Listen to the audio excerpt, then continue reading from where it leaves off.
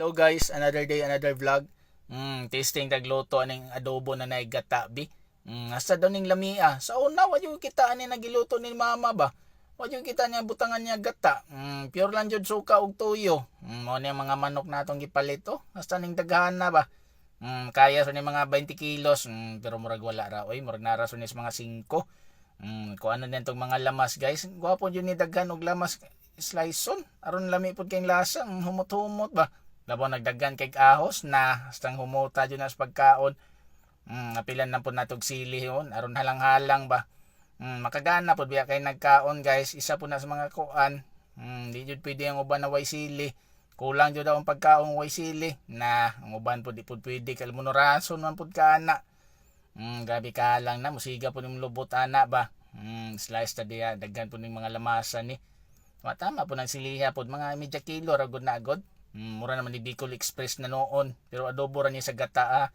Mga wings ang gamit na mo ani. Lami po daw ning pagkaunan ni.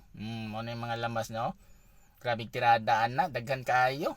Buting kapuyan ito gini-slice diya. Na yung mga sibuyas diya. Sili. Perting pulaha na lami. Jud kay na siga-siga jud na unya ba. Napailuy diya at sal. Ano yung gamiton. Napay sili diri pang finishing na ni unya. Tina ni sliceon pag grabe na jud kahalang kung sliceon pa ni. Kuanta diri sibuyas Ay sibuyas naman noon. Lipat ta ahos di ay. Pa brown na nato. Sagol na dayon dia ang luya.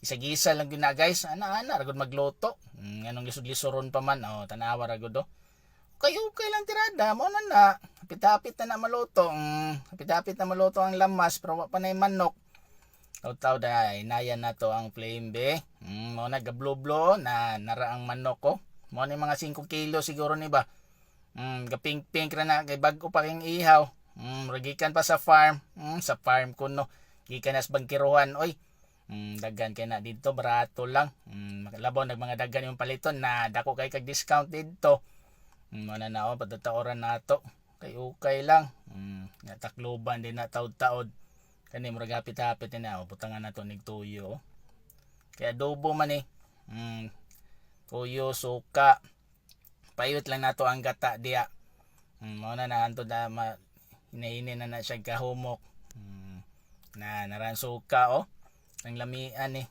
kinsa bay mga di ganahan dig adobo na halos tanan man siguro ganahan. Jud isa ni sa mga kuan, mao ba ning pagkaon sa kuan, paboritos Pilipino, adobo. Tangan natong kuan diya paminta na pampahumot, dagdag na yung ahos diya. Dami na kayo niya sagol din ang gata diya taod-taod guys. Kasilapid naman niya atong baba oy. Di man ta katarog istorya. Sipiat-sipiat yung taan ba basta magbag-o pa mag-vlogger. Vlogger kunuhay. Nara kulo-kulo na guys, hapit na jud ni. Gamay na lang kulang ani dali man ni maluto. Pilaro kinabuhi aning manok. Dami na kay brown na nagmantika na siya Mo na jud ni, hapit na. Mo na ni murag segulan na nato ni gata taod-taod. Kay pahumok na. Di mo pwede na unahon din ang gata nara. Butang na jud ang gata. Pila na lang ka minutes na luto na Creamy kay no, hastang lamia. Mugmao na diya andam na day ng bahaw diya guys kay na kurot na pong kanon ani ba kulob yung kaldero ani og diri lang sa takutob guys kay mga on nami diri na bang gutuma gikan pas trabaho pitindagan na mao na ni finished product na mo dagang salamat guys, bye bye.